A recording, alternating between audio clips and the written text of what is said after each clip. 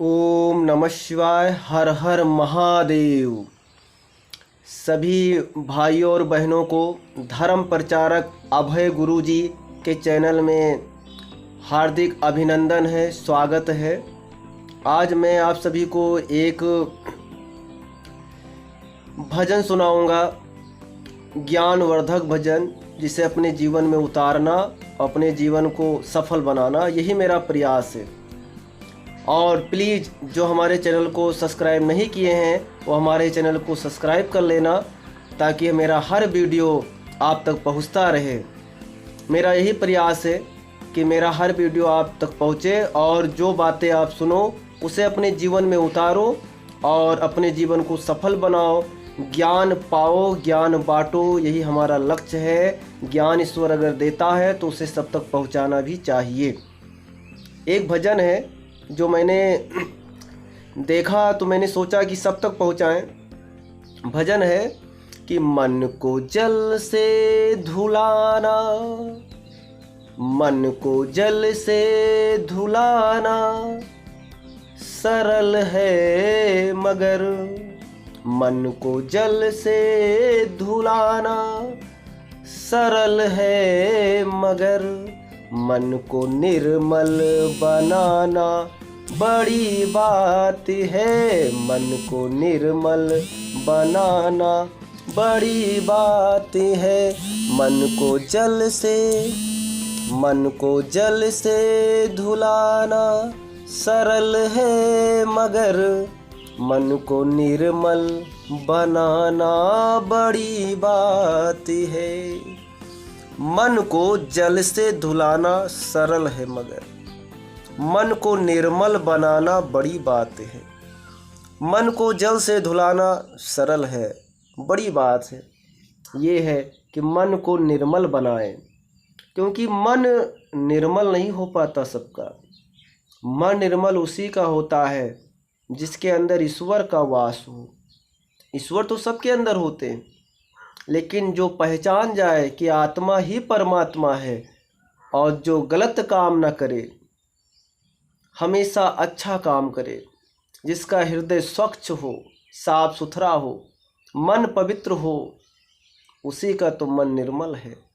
इसलिए कहते हैं मन को जल से धुलाना सरल है मगर, मन को निर्मल बनाना बड़ी बात है।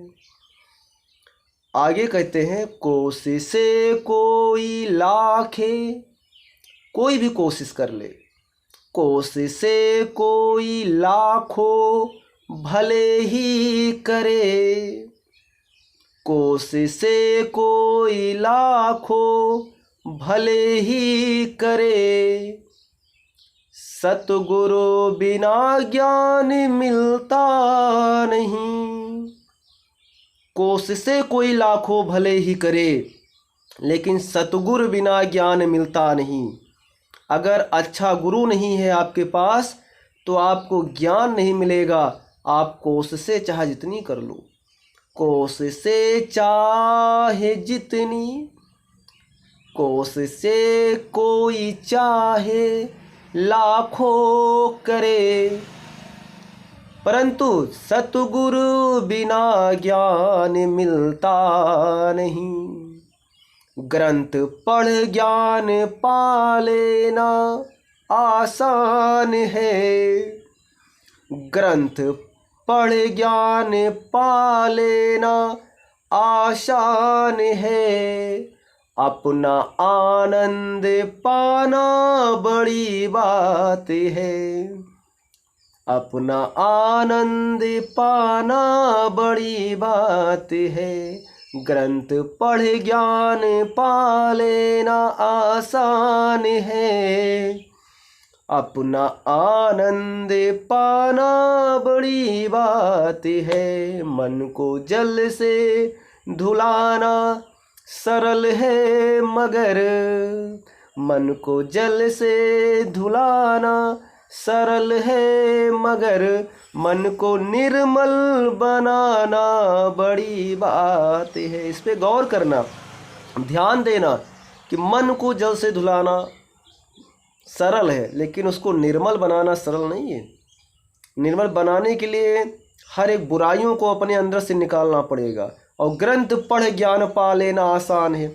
आप ग्रंथ पढ़ के ज्ञान तो पा लोगे, लेकिन अपना आनंद पाना बड़ी बात है। लेकिन मन आनंदित हो जाए, ऐसा होना बड़ी बात है। सबका मन आनंदित नहीं होगा। मन उसी का आनंदित होगा जिसका मन निर्मल होगा। और जब मन निर्मल होगा तो आनंद होगा। और निर्मल मन कब होगा? जब ईश्वर में प्रेम लगेगा और वो अच्छा काम करेगा, गलत काम नहीं करेगा, तो उसके अंदर आनंद की अनुभूति होगी। और जो गलत काम करता है उसका मन डरा डरा रहता है, भयभीत रहता है। वो हमेशा डरा डरा रहता है कि अरे मैंने तो वो गलत काम किया, कहीं कोई देख ना लिया हो, कोई मुझे कहीं देख लिया हो तो कहीं आ ना जाए और मुझे कुछ कह दे। इसलिए वो डरा डरा रहता है। उसके अंदर सब कुछ होते हुए भी उसे आनंद नहीं मिलता। लेकिन जो अच्छा काम करता है जीवन में, उसका मन आनंदित रहता है, आत्मा प्रफुल्लित रहती है और हमेशा वो खुश रहता है। और आगे कहना है, पंथ में देश में परदेश में। क्या बात है! पंथ में बेस में देश परदेश में, दिल किसी का जलाना कठिन ही है क्या। पंथ में बेस में देश परदेश में, दिल किसी का जलाना कठिन ही है क्या।